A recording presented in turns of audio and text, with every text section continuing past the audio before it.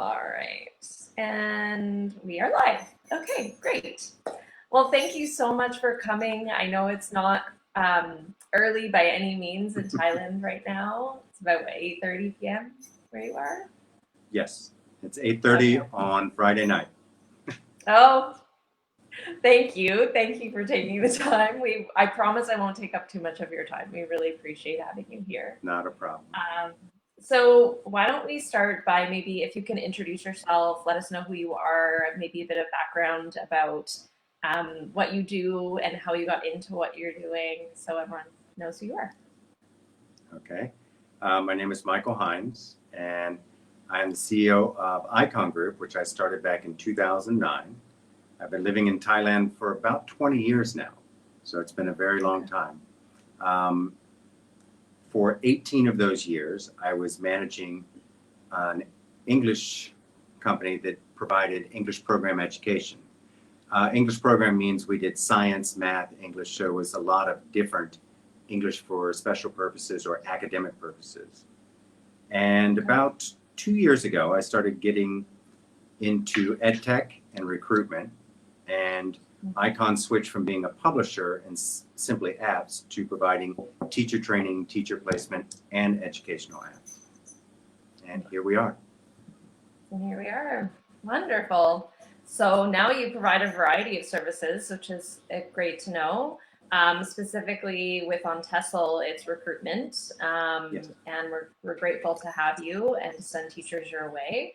Obviously, we know you're in Thailand right now, and that's where you offer cities all over Thailand, Yes, the whole country. the whole country. Okay. Most people who come here, though, prefer either Bangkok or they say, and I quote, somewhere near the beach. So, Makes sense. Yeah, yeah. And do you find that most people get placed where they want to be placed?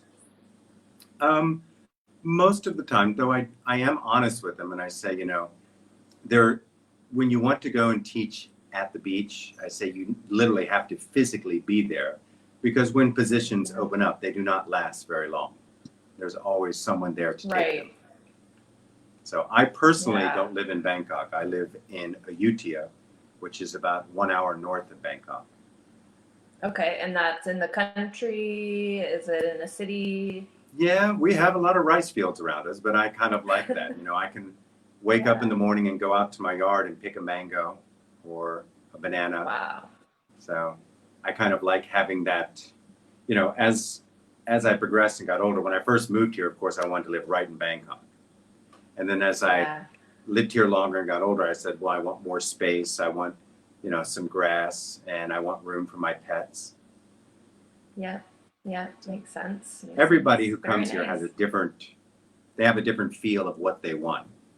So, and they usually Yeah. express that, and we say, okay, let's see what we can do. Okay. Okay. Yeah, that makes a lot of sense. I mean, the attraction of the beach. I mean, that when we hear about Thailand and the way it's advertised, it's mainly Bangkok or the beach. So that makes a lot of sense. Um, so I'd like to kind of go and dig a bit deeper into the kind of support that you offer teachers, because I know that Icon Recruit. Whenever I talk to our graduates or to anyone interested in teaching in Thailand, obviously, like Icon is up there on the list, because I know you offer such a unique package, so to speak, to teachers in terms of support, beyond just I'm going to help you get the job. So if you could talk a little bit more about that. Sure. Hmm. There's one thing that I noticed, especially managing a lot of teachers. Everyone goes through a TEFL course or CELTA, and I always say, that's great, and you should, because I was always shocked about how little I knew about the language I spoke until I took one of those courses. I mean, we use grammar all the time, we use English all the time, but we don't really think about how it works. And if you're going to teach someone how your language works, it's great.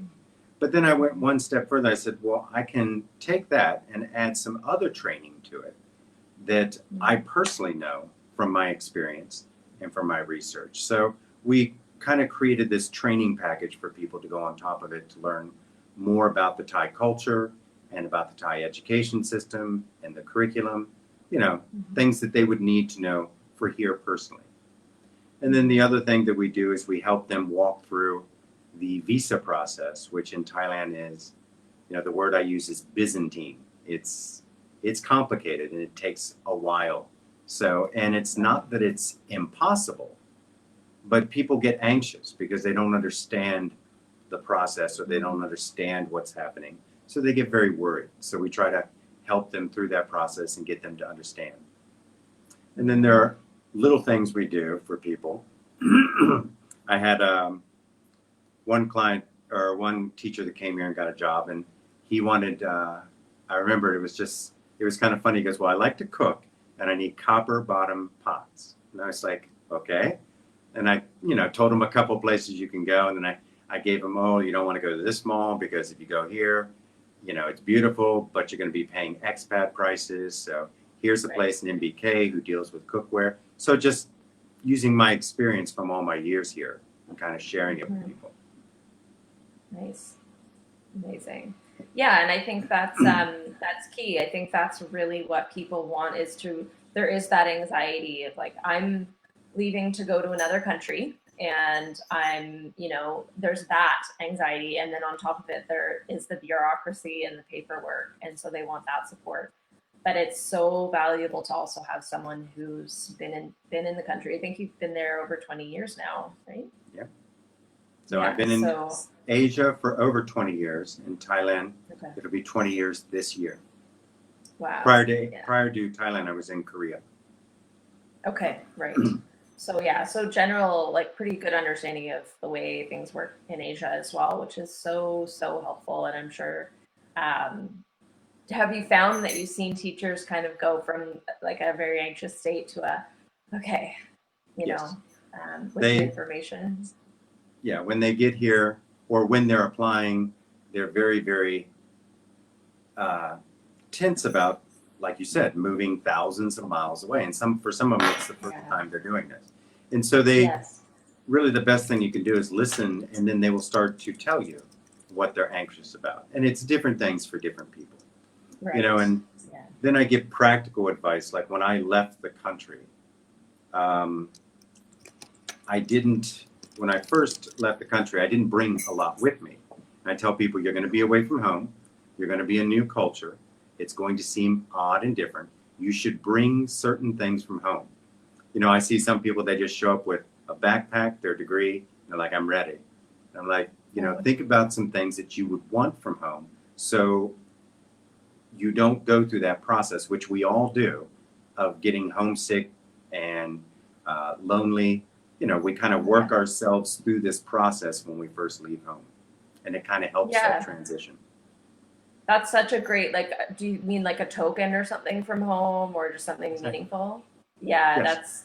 That's great advice. It's so true. We don't really know what it's going to be like. I mean, myself, I've traveled abroad quite a bit. I've lived abroad, and you don't really know what it's going to be like until you get there. And so those good things to think ahead about, like an item or a picture. I always brought pictures of family, put them up on the wall. Same here. That's what I brought as well. Pictures of family and books. Back when you couldn't read books. Now I just carry them around on my iPad, but back then. Yeah, Kindle or something like that, or music, and anything to anchor you, right? Because I think what happens is we get abroad and it's like you feel kind of anchorless. It's like all of a sudden everything is different, and there's like the honeymoon phase, and then eventually you move into, oh my God, what am I doing? Do you find that teachers, once they get there, they have that feeling of, or how does Icon help teachers once they get the job to feel like they can have a smooth transition? Well, one, we're there. I mean, any question that they need. A lot of times, like the first thing they need is to be able to communicate. Right. So, we're there saying, okay, most people can learn about it, but we say, okay, there's MBK, and let me tell you about the different phone packages. And let me tell you the difference between true and DTAC and prepaid and postpaid and bank accounts, etc. So the little things that are going to make life easier. And, some of it they can pick up themselves. Like, they're always surprised when I say, don't worry, there's Tesco Lotus and Big C for groceries.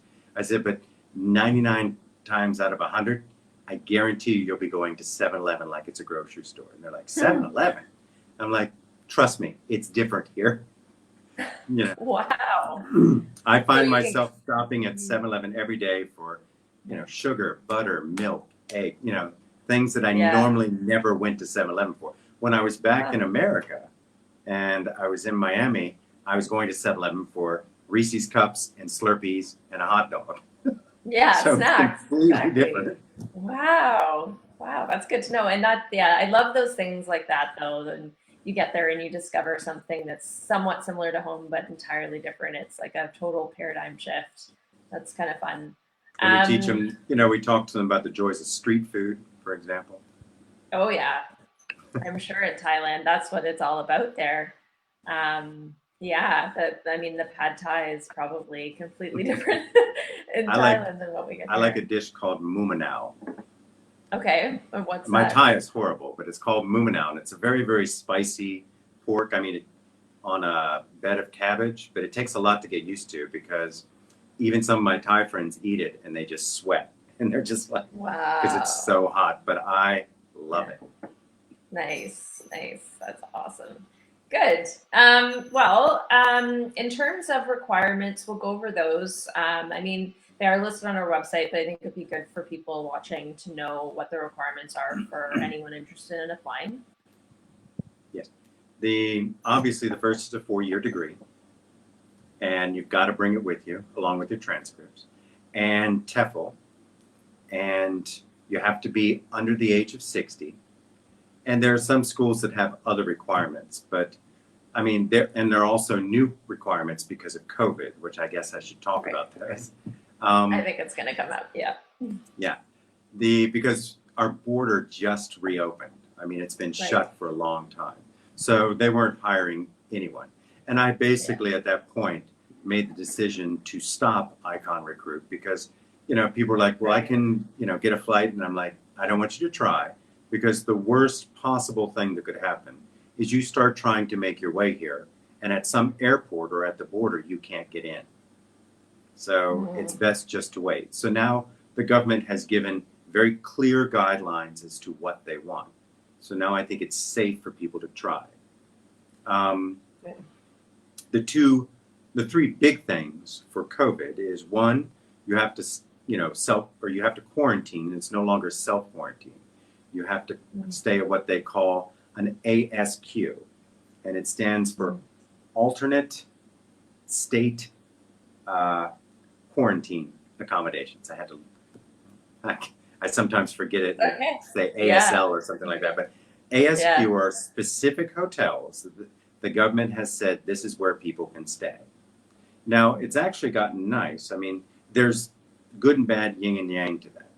I mean, the good is they pick you up at the airport, they take you to the hotel. The hotel gives you a COVID test when you get there and a COVID test when you leave. They have a nurse on staff. All meals are provided. So it's kind of the whole package. Um, the bad thing about that is there's a limited quantity, and some of them can get expensive. I've seen the price go for 15 days from a low of 29,000 to a high of 200,000 baht. Sorry, Wow. But yeah. which is Yeah. 29,000 is about $900, and Okay. 200,000 is about $8,000. Oh wow. So, Wow. but those they have virtual yoga. I mean, they've really gone all Wow. out for this. So And it's you're almost required like to have a hotel. yes. Is it sort of I like a mean, hotel? Okay. the most important thing is that they provide meals Hmm. because a lot of people didn't realize when you self quarantine, you're not supposed to leave. So how are you supposed to Right. feed yourself? Yeah. So Yeah.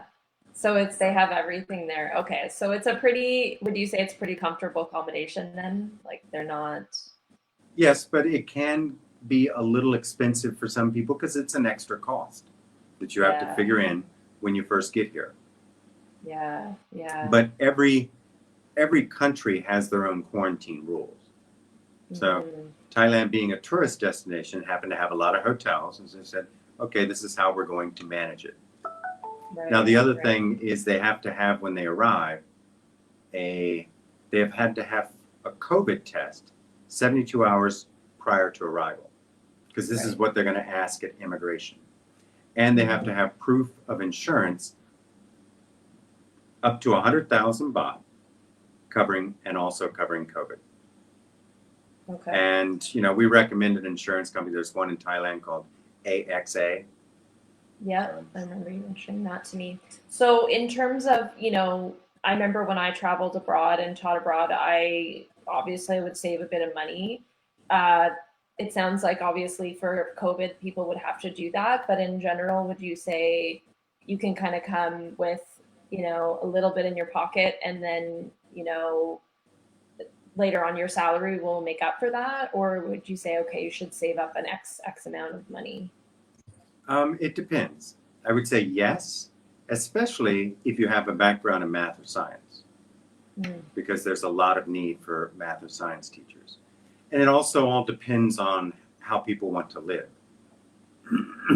For me, Okay. my accommodation is very important. For some people, Mhm. they can, they can have a room with a bed and a nightstand and that's it, and they're perfectly fine. So everyone has a different lifestyle. I mean, it also depends. For example, I always find it ironic. One of my friends came to visit me, and there's, Western food, but Western food can get pricey. Yeah. And there's, like they have things that we forget about in America, like Sizzler and a lot of Dairy Queens and a lot of, what is it, Baskin Robbins. Okay. Yeah. So, and those prices are the same as what you'd see in the US, but your salary is not comparable to US salaries. So you have to adjust your lifestyle if you want to save money, but it is not impossible. It's a little bit more difficult because of the COVID and the restrictions that you have to put forth that weren't there before, but it's not something that can't be overcome. Right. Because I think when a lot of people do think of Thailand, they think it's affordable and, in terms of the salary, like maybe you could talk about that, about what the benefits are of the job, because some schools offer accommodation and help you find accommodation, will pay for accommodation, and some won't. How does that work with the schools you work with? And by the way, going back to expense, for example, one of the things that I love is, whenever I go back to the US, food is cheap, but it's not the good food. If I wanted the fruits and the vegetables, those seem to always cost more. But the burritos and the chips and the sodas, those were all cheap. And what's great, like for example, where I live in Ayutthaya, they have a farmer's market, a fresh market, where we go and get great vegetables, etc. And it is so inexpensive. So it's a great, obviously you have to know how to cook, but if you do, it can be wonderful. Now, as far as you were asking about benefits, the contracts can range from half or one term, so about 5-6 months, to 1 year, 12 months. That all depends on the school, the organization, and what you teach. Then you also have salaries, and salaries can range from a low of 30,000, 1,000 baht a month, to a high of 50, which is almost 2,000, or $1,000 a month to $2,000 a month. And again, it depends on where you teach and what you teach in your background. Right. So then medical insurance, vacation, sick days, every contract has something different. For the housing, it depends, because usually what they do is they say, okay, pardon me, here's your salary with housing, and here's your salary without. So in the end, it all kind of equals out. And I tell people the nice thing about that is when I was living in Korea, my housing was tied to my job, and I didn't like that. So I kind of like here where I can pick my own place. You can pick it, yeah. I can live where I want to live, and it's mine. I don't like having, some people like it. They want everything supplied for them. And some people say, okay, yeah, I like the idea. And I tell them the best thing you can do when you get here is don't look online. Because if you look online, you're only going to find the most expensive rentals in the whole country. The easiest way is the same way I found my first place, is you simply find a temporary place that works for you and then take a walk. Get a cup of coffee and take a walk, and you'll see the signs tacked up on the poles, 1 bedroom, call this number. Yeah, it's kind of like the way it used to be in a way, way back before Craigslist. That's kind of how people did it. Yes. Yeah, that's good to know. Very helpful advice, because I think in this day and age, most people, especially like millennial generation, will only want to go online, and to have to step out of that world I could see would be a little bit scary and daunting. But if that's the way it's done, then I'm sure they'll find something, find what they want. Real estate, especially in Bangkok, it's the wide spectrum. I mean, you go from I think there's now a penthouse apartment for sale for 15 million US. Oh wow! All the way down. Yeah. I mean, so when you go online, you tend to find these new projects at premium prices, or they're premium condos that people are leasing, and they're targeting the expat community, but usually not the teacher expat community. Okay, so in terms of like, if I wanted to find a nice 1 bedroom apartment, separate kitchen, separate bathroom kind of thing, how, like, something comfortable, but, simple, how much do you think that would cost? You're not going to find a lot of condos with a full kitchen. It'll be a half kitchen. It's just half kitchen. Even here, my house, we actually built it, and I had to custom make and say, no, I want the kitchen in the house. Because in Thailand, the kitchen, they tend to have a small kitchen in the house, but all the cooking is done in almost like, a partitioned area with lots of air to flow through it, because they put a lot of spice in their food. Oh, okay. But for a small studio condo, let's say, with you're going to get a microwave, maybe a cooker and toaster and a sink and little fridge. And of course, it'll have a bathroom. Those can range anywhere from 6,000, which is about $200, all the way up to 15,000, or even 20. And that all depends on one thing, and that's the location. Right. The closer to downtown and the closer to the public transport, because Bangkok actually has really good public transport. Oh, okay. Good to know. So subways, trains, buses? Subways and SkyTrain, what they call SkyTrains. It's the MRT, which is the subway, and the BTS, which is the SkyTrain that kind of goes around the city above everyone. Oh, okay, nice. So yeah, we have LRT in Toronto, which is above ground but on a track. So yeah, I like the idea of going above everyone and out of traffic, and it has this is all elevated, and they have a lot of walkways. Nice.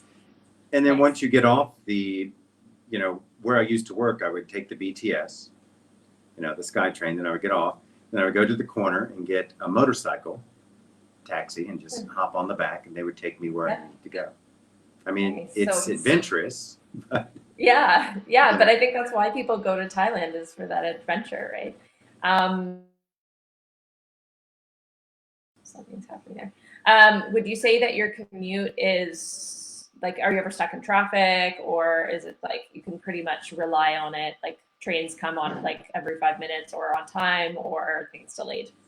Well, I could lie and say, oh no, traffic in Bangkok is nothing. But we all know traffic in Bangkok. Yeah. I personally used to live in LA, so it doesn't bother me at all. Okay. So, Yeah.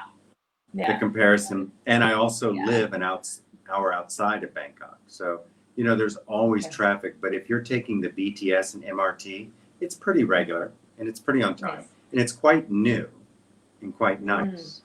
So, and then you have taxis and motorcycle taxis, and some people still take tuk-tuks, but not so much anymore. Yeah. Okay, the tuk-tuk is like the one guy in the front and then the 2 seats in the back? Yeah, it doesn't happen much anymore. Not much, Okay. It's tourists love it. When you first get here, everyone should experience it. But then, you you get to the point where you're like, all right, I don't really want to sit at a traffic light with 20 cars around me blowing out their exhaust while I'm sitting in the car. Right. But if you can get on the Yeah. open road and you're rolling down the road, it's really fun. Nice, nice. And then the motorcycle, you said Moto Taxi? Yeah. So is that a tuk-tuk, or what is the difference? No, it's literally a moped or A a motorcycle. motorcycle. And you just Okay. hop on the back. Okay. Wow. So Nice. And how do people know that that's a taxi? Like, are they a certain color? Are they? the motorcycles, all the guys wear these Yeah. vests with a number on it. Oh.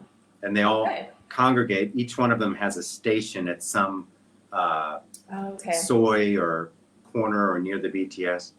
And then Okay. you just go there. The only thing I tell people is always make sure you ask the price first. Because obviously motorcycles don't have meters. And if you get into a taxi, you should ask them to turn on the meter.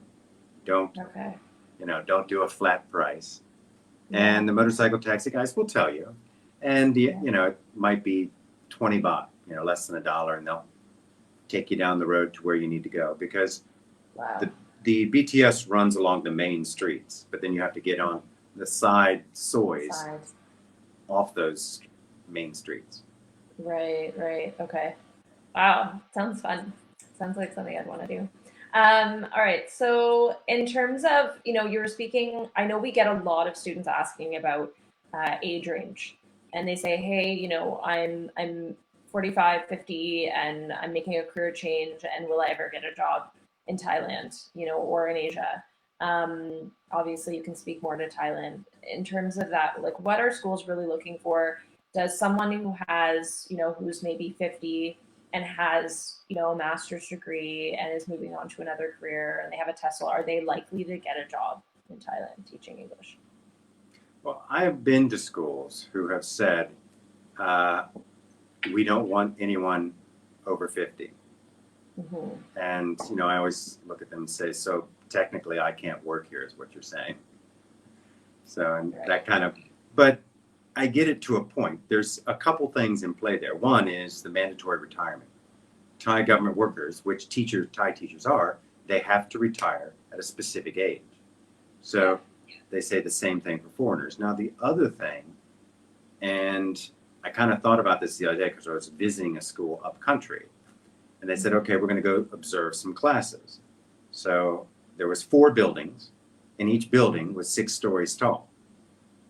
And one was over here on the 2nd floor, the other one was in this building on the 5th floor, then the other one was over here on the 4th floor. And by the end of the day, I was like, my back hurts and I just want to sit down for a second. So that's one of the reasons they're looking at age, because you're standing, you're walking, you're teaching. Right. Because in Thailand, the teacher doesn't have a classroom. The students have a classroom and the teachers go from class to class teaching. Mm-hmm.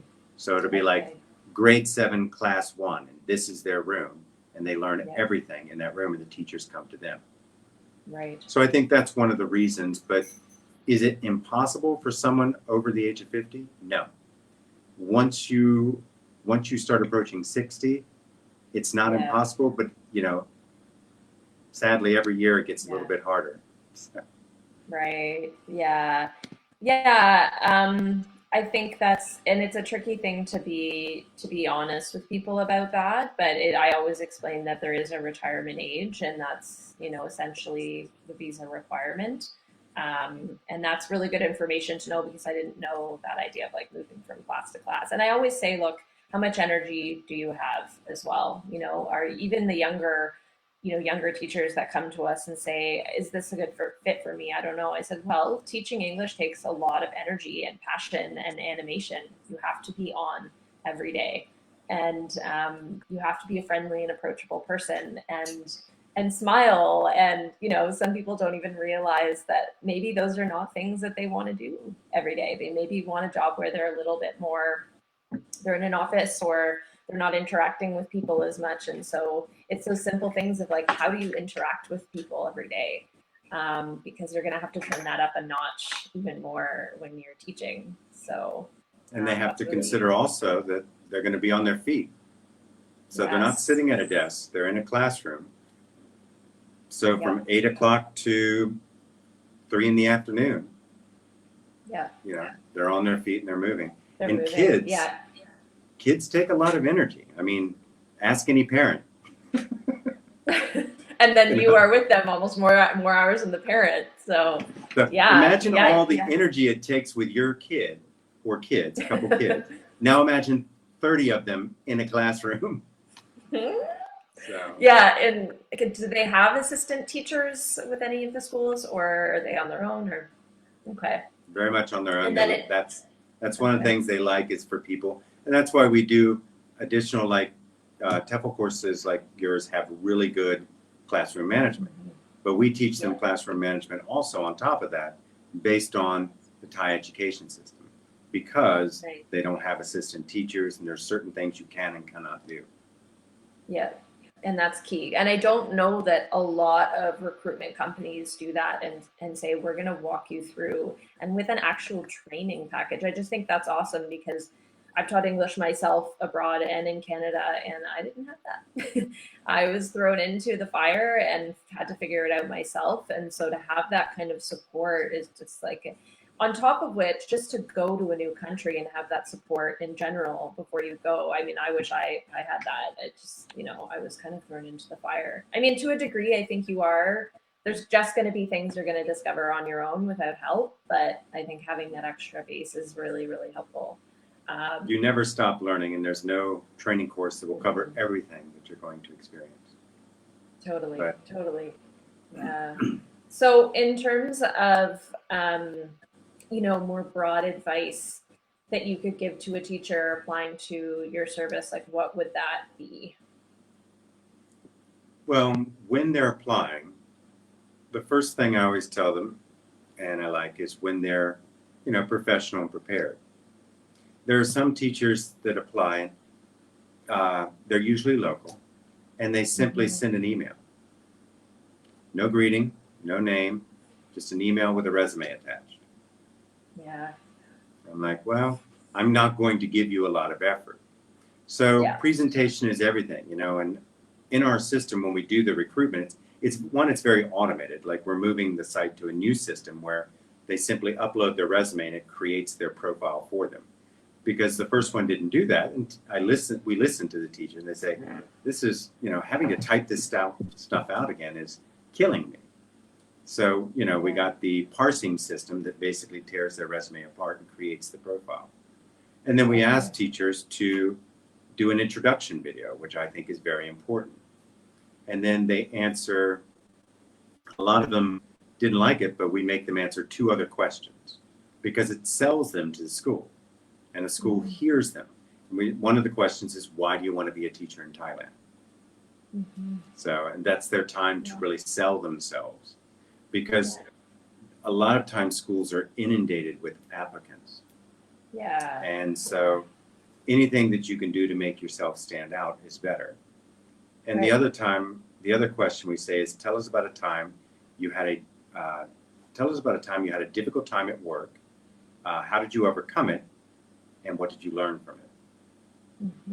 Because that's a great one.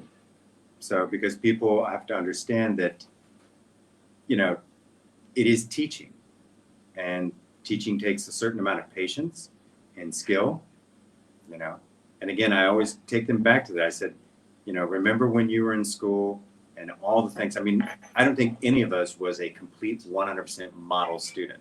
So think of all those things you did when you were in high school, or all maybe the meltdowns you had in elementary school if you didn't get the popsicle at lunch or something like that. Yeah. And, remember that that's going to be you. That wonderful teacher that took care of you, that's now you. Yeah. That's going to be you doing that.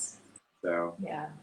Yeah, that's great. I love that. And to put themselves in that position and to think ahead. I mean, that question of like the problem and then the what did you do and what did you learn from it, that structure of question is what I've been asked in any kind of interview, and that's how I prepare. Is I think of those situations, and I maybe pick, I'm going to pick 3 situations and I'm going to write them out and write out notes as to what I learned from those situations and what I would do differently and what the situation was. And then once you come to the interview, you're ready, and you have that kind of, it's almost like a formula that you can put together.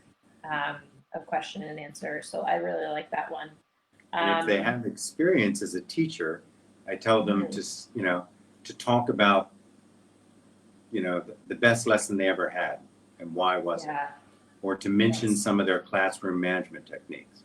And then we also coach them and say, remember, when you're talking about classroom management, don't talk about discipline, because that's not really what the schools want to hear about when you talk Good to about know. classroom management. So we try to train them to kind of create something that sells themselves, and to understand that, some people say, yeah, but it's, there's lots of teaching jobs. I can get a teaching job. There's a lot, and I'm like, yeah, you can, but probably not the one Yeah. you want. Yeah. That's a So big one for people who enter this. And I know even I did. I mean, I went off to Ecuador for 6 months without any TEFL training or TESOL training to volunteer teach in the middle of the countryside, like a town where you blink and it's gone, like completely small. And I totally thought that, oh, I'll just go and I'll be a volunteer and I'll just give my time and then I'll travel. And I did do those things, but it was not what I thought it would be. It was waking up at 7 a.m. In a cold mountain town that ended up going from about 0 degrees Celsius in the morning to about 25 degrees in the afternoon every day. So the weather was totally random, or just there's a lot of peaks and valleys, and it was a lot of work. And there was a lot of my evenings were lesson planning, and I lived in a house with 10 other people, and I made lifelong friends, and it was incredible. But it was definitely work. There was definitely work involved that I did not expect. So we always tell people, like, you are going to do a job. Not that you're not going to have fun, and not that you're not going to get the opportunity to travel, but it's not just kind of like, you jump in and you go. Like, that's why I am so proud to have the courses that we offer. I mean, I took our 120-hour TESOL, and when you talk about classroom management, lesson planning is a very strong component that we offer, as well as classroom management. And we give our teachers scenarios and say, okay, if you were in XYZ scenario with this type of student, what would you say? Not just how would you manage a classroom, kind of abstract. So we give them actual situations to think about, and really tough situations where there might not be the right answer. It's just they there is have to no use right their or own wrong. intuition. You've got to. No. Yeah. Yeah. Just use your intuition and think about what you would do. And it does help if you have some experience, even if you have experience as a camp counselor or working with kids or teaching someone in some capacity. Some people, often that's maybe like, we can move on to that, as this idea of experience. Do schools that you work with in Thailand really want teachers to have experience, or what kind of experience, Well, I if at all? mean, who wouldn't want someone with experience, you know? Yeah. But Yeah. they don't mind people that are green either. I mean, Okay. really, it's about the personality, because I've seen people who've never taught before, but they have patience, etc. And kind of like me, like going back to when you said it's hard work, it's not just a vacation. It is, but you still get to do some traveling. You still get a lot of relaxation, because there's not a lot of pressure and stress here. That, well, at Yeah. least I don't feel it. I used to, and then I kind of Yeah. got much more of a relaxed lifestyle. I felt it very much when I went back to the U.S. Very, Mhm. it was very fast and tense, and I'm just like, oh my God, you know. Yeah. We don't Um, realize it until we leave. Yeah. but nothing changes the feeling you get with the kids.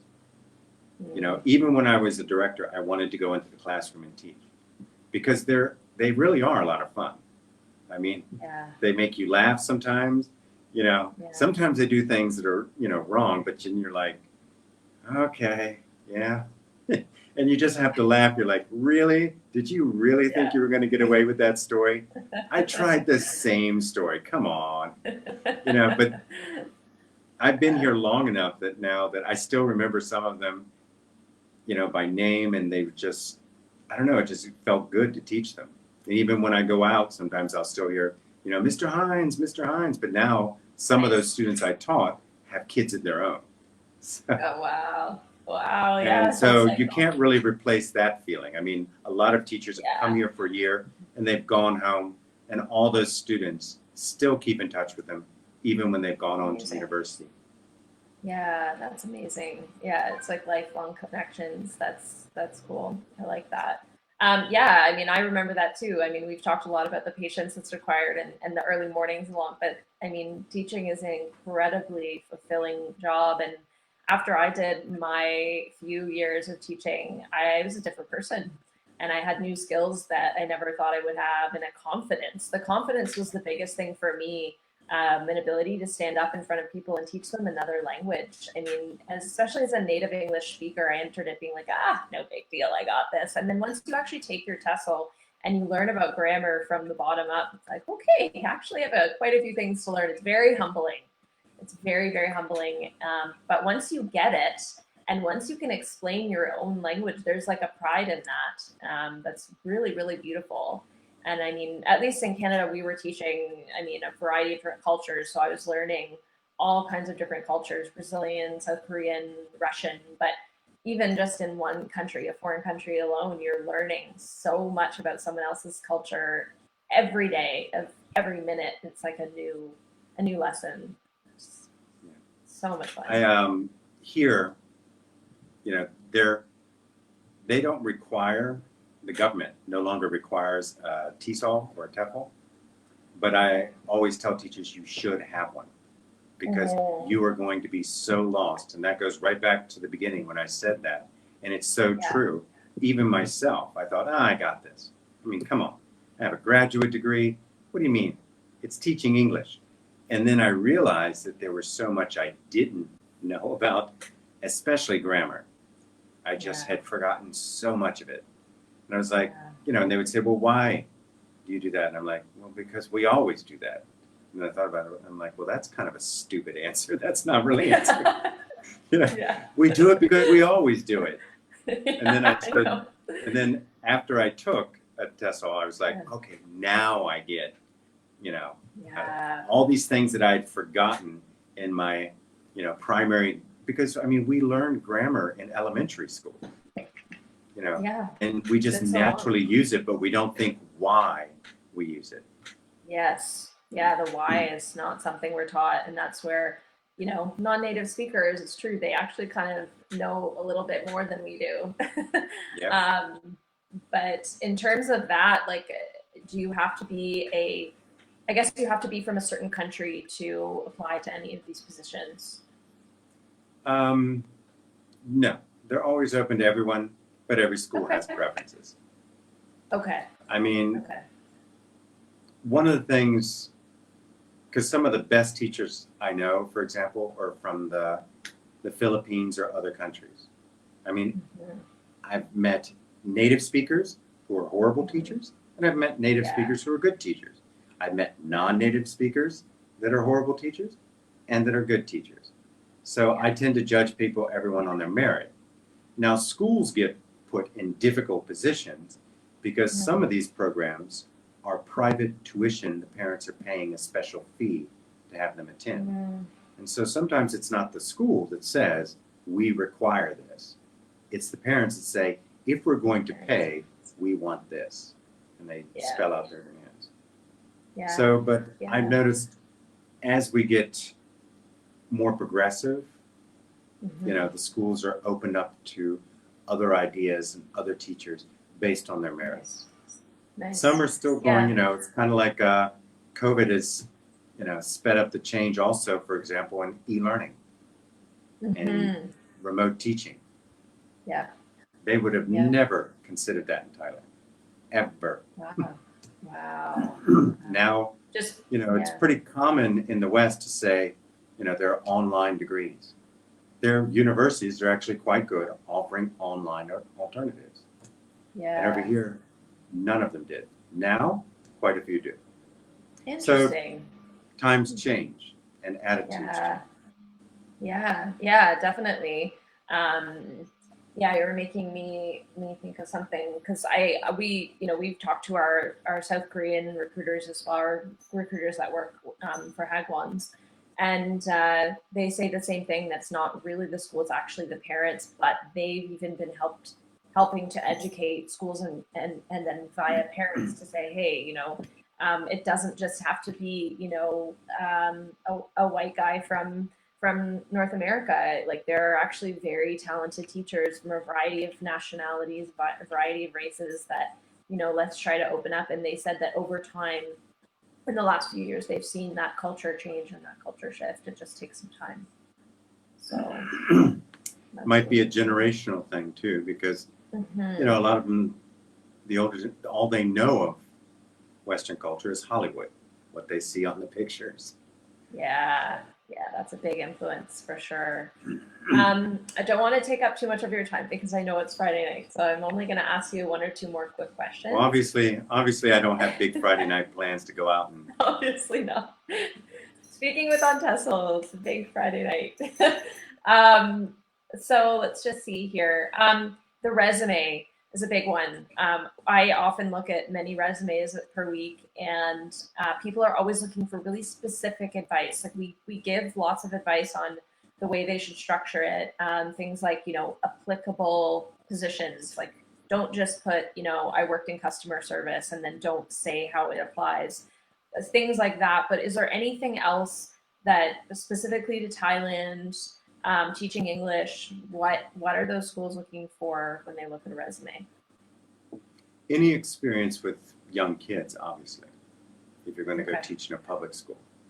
So, or training experience, like you said, which I thought was good. If you were a camp counselor, put that on there. It may seem irrelevant, but it's not. Yeah. So, Yeah. and the other thing is anything that you did, for the younger ones that don't have that experience, put some of the activities or extracurricular you did in university, for example. If you played sports, if you did something like that. Something that shows that you work well with others and that you worked as a team and that you understand how to actually, I don't know how to say this, but you actually know how to get the job done, I guess. Yeah. Because we get some applicants that are very young, and so if you had a job at a restaurant, talk about the customer service and keeping people happy and understanding what they needed. Nice. Things like that. That's really good. That's good because I think, it's those positions that people kind of write off and say, should I include that? And I say, well, yeah, if you can find applicable experience, add it and highlight it. Like, would you say that it would be okay for people to literally put like text in bold on their resume if they wanted it highlighted? I know some people do that. Sure. Or, yeah. Don't ever do all caps. No. That's a big no-no. No, definitely not. But I had a graduate the other day who's applying positions in the UAE, and I know they have a filter system that goes through and they look for those emboldened words. But I also just say put the relevant at the top. If it's not relevant, either keep it off or keep it at the bottom and put the most relevant position, because you are doing a lot of work when you're siphoning through all these different resumes and applications. So, and cover letters. I'll give you an example. I'll give you an Yeah. example of something that probably doesn't apply to teaching. But when I was young in high school, I worked as a waiter at a place called Bob's Big Boy. It was all-you-can-eat breakfast buffet. And I did the graveyard shift sometimes. Oh, wow. So if I was to have to put that on my resume, right, as one of my jobs, I wouldn't focus on, I worked at the breakfast bar, all you can eat. I would talk about how I had to help manage customers and manage difficult situations and learn how to, things like that, to turn it into a situation, say, okay, how can I turn this into a skill besides saying that I was slinging hash browns? They don't really care about that. So I had to find a creative way to put it. Now, obviously, I wouldn't put that on my resume because that was back before dirt, I think they say. It was a long time ago. But, people who are just graduating from university, they need to add that kind of experience. So I'm sorry, what was your question that you asked me before I went off on that tangent? A cover letter. Is that something that they're looking for? Yes. Okay. Yeah. Remember what I said, the people that sent me emails with no salutation, nothing. Always stick a little bit something in your email that says you know who it is you're responding to. Yeah. Nothing is worse is when I get a resume and I respond to that person who's applied to a job, and they say, now, who are you? And what job is this? I'm like, no. Mm, I And know. I'm like, But it's like, it's not important. yeah, I'm it's not like, important. well, Yeah. don't worry about who I am, but thank you very much for your time. Yeah, exactly. Because a lot of them Yeah. just click apply, apply, apply, apply, apply. And they've done that on Same our site. resume. Mm-hmm. You know, if I have a teacher, Yeah. it says on there, pick your first two, you know, so the first choice and the second choice. And then if those don't work out, obviously we go from there. When I get people that we had at one point 27 jobs on the site, and they applied to all 27. Now, do you think I replied to them? Definitely not. It is No. cover letters and emails that shows that you actually care and you know who you're corresponding with. So Yeah. putting that little extra effort speaks a lot about what you would do when you got over to the job. Yeah. Using your name, say dear, I mean, I don't know if it would be your name, but it might be dear. Like if they were to start out the cover letter, who would they address that to? You can always say to whom it may concern, but I usually used to put at the top the name, icon recruit, or OnTESOL. Yeah. Attention HR department, or Yeah. teacher hiring department, or whatever you want to say, to whom it may concern. My name is Anthony, and Yeah. Yeah. And then making it super specific. And I always say just tease out what you have in your resume and almost like you're telling a story. And the trickiest thing I find that teachers have is making it specific and giving examples. I was looking at one the other day, and I'm very self-sufficient or something. I'm very efficient at this and efficient at that. And they said, well, can you tell us how you did that? Can you give us an example? Because that's what they're looking for. If you just string off a bunch of skills, that's great, but they really want to know that you know how to do that and that you've been in that situation, that you're a real person, you're not a robot, you know. I think that's a big one for sure. coming from a single parent home, I had a younger sibling that I would have to give that example of why you're saying that you're self-sufficient or reliable. Yes, exactly. That's actually good advice. Yeah. I've been working in this industry as well, looking at resumes for a long time. So you start to notice those patterns, right? And what people write and don't write. So I think one of the last few things is kind of what would you say are the overall benefits of living in actually, let's start with challenges. What would you say are the biggest challenges facing people living and teaching in Thailand? Oh, well, if you're not good at learning languages and you teach English, like me. That's a big So one. Thai is not easy to learn. I mean, it's a difficult language. Some things can get expensive. It's the random things like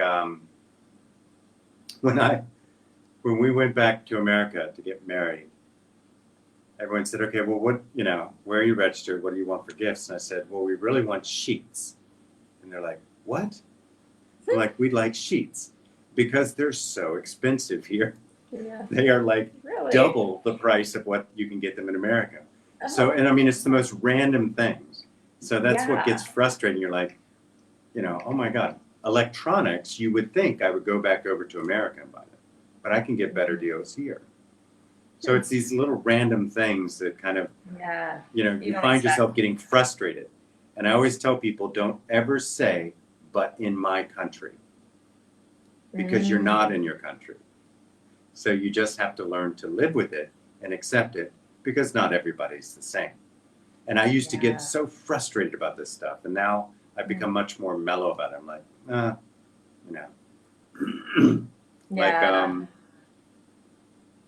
they don't like there's a book that a friend of mine did that's called Very Thai, and it's all the idiosyncrasies and things that you see in Thailand, like serving Cokes in a plastic bag so you can hang it on your motorcycle, kind of, all these little things that you're like, well, this is strange. Or dentist on the street corner making teeth for people. Oh my God. So you get used to these kind of things. So that can get challenging, is kind of adapt yourself and not becoming one of those arrogant foreigners to say, but in my country. Yeah, it's like you have to take on the great witness and just kind of witness as opposed to judge. And it's actually like I think traveling in that aspect is very good for us because it takes our we have to take away our preferences, we have to take away our biases, and we just have to go in kind of blind and with like no expectations. And that's really what it teaches you to do. So it is a beautiful lesson in that. So I like that. Not that that's always possible because I've been in that position well in Canada, and you have to really learn to avoid saying that. I think in general, in most places, I think It's some people something are you learn. curious, but yeah, It's something you learn, but it's not easy. no, no, it takes time for sure.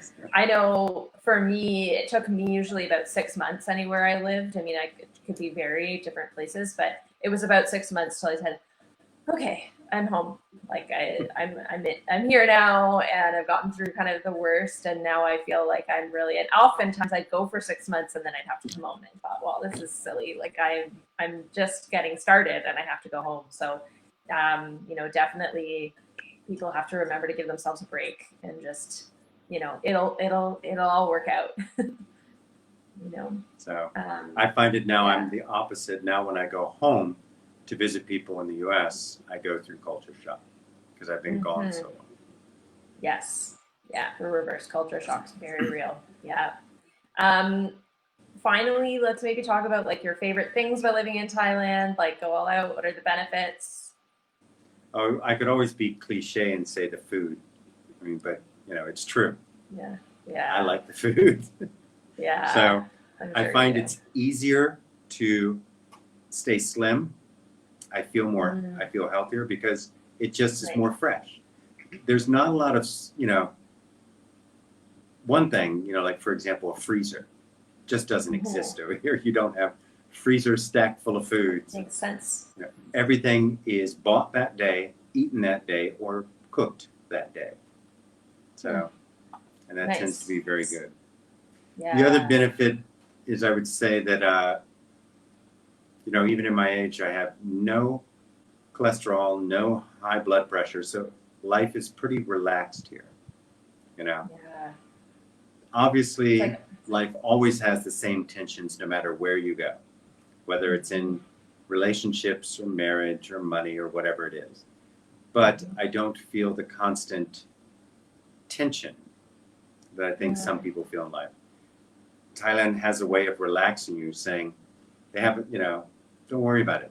I think the culture is based on, I always tell people, sanuk and sabai, comfort and fun. So nice. how can you not like a culture that's built on comfort and fun? That's amazing. I could think of worse places to be and worse things to be worried about than having some fun and being comfortable. Nice. I love that. Yeah, I think that's what we're all looking for right now, especially. So beyond COVID. And would you say like once people are past that quarantine, I know the world is a different place now, but would you say that it's pretty easy to I guess adjust to life there, or are things super different, or They handled it pretty well here. yeah, I mean, they didn't, there was no politics involved.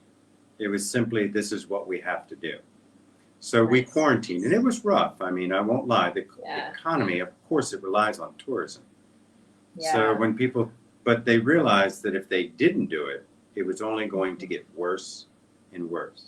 So they made a judgment call and shut the economy, shut the border, and said, for 2 months, we're not going to do anything. Yeah. And it worked. I mean, Thailand never spiked in cases. We, I think, have maybe 100 cases here now. Wow. And everybody wears masks. You get your temperature taken. So the government did a lot of things that other countries couldn't do. And it made it, I know I talk to people and I think it's horrible, but here, life has gone back to normal. I mean, we're all still wearing masks. We're still putting the cream. We're still getting our temperature taken. When we go into a department or any building, or store, we scan a QR code, and it says when we checked in and when we checked out. So basically, the government traces anyone. So if anyone tested positive, they would then go back to every place they visited to make sure all those people were notified to be self-quarantined, kind of tracing pattern. And it's worked extremely well. I mean, the only bad thing is the economy, because it's so heavily reliant on tourism, has never, it still hasn't recovered, but they still, even with that, they still wouldn't open the border until they were 100% sure they had all the measures in place. Nice. So once you get here, you don't notice anything. That's great. That's really good to know. Life is pretty much back to normal. Yeah, that's great. Little bit different than some other countries, so that's very helpful information to provide to our students. Well, we are in an hour. I didn't think we were going to go this long, but I do want to thank you so much for taking out your time on your Friday night to chat with us, Michael. We really appreciate it. We didn't get any questions today. We are on a bit of a different app, so I'm just going to double check to see if anything popped up on Facebook. I don't think it did. But what we'll do is, if any questions come my way from our graduates or from Facebook later on, this will be on our wall. I'll just send them your way, and then we can go from there. So sounds good. Or they can always just contact me directly.